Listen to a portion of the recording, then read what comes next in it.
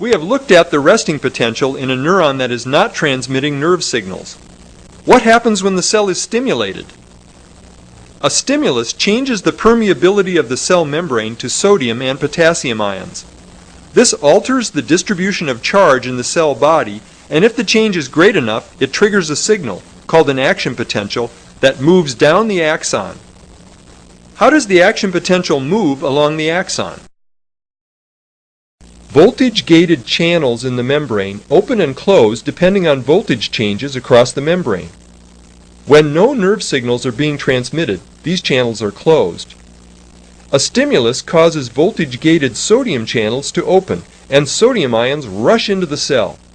The cell becomes positive on the inside and negative on the outside. Very quickly, the sodium channels close while voltage-gated potassium channels open, allowing potassium ions to rapidly diffuse out.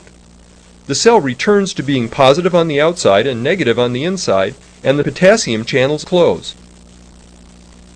Meanwhile, the sodium ions inside the cell have diffused to adjacent areas, causing a slight change in the polarity of the membrane ahead of the action potential.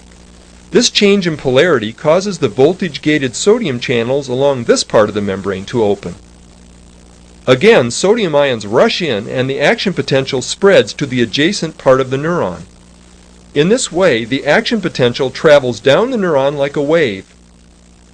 In the wake of the action potential, potassium leaves the cell, restoring the negative charge inside the neuron.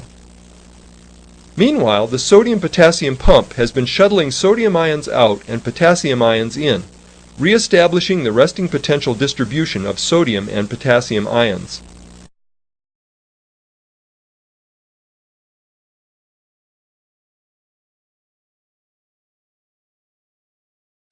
Let's look at another action potential as it moves along the membrane. This time we will measure the voltage changes that occur in one spot along the membrane. A slight change in polarity causes the voltage-gated sodium channels to open. Sodium ions rush in, causing a reversal in membrane polarity. Sodium channels close and potassium channels open. As potassium ions rush out, the membrane returns to being negative on the inside.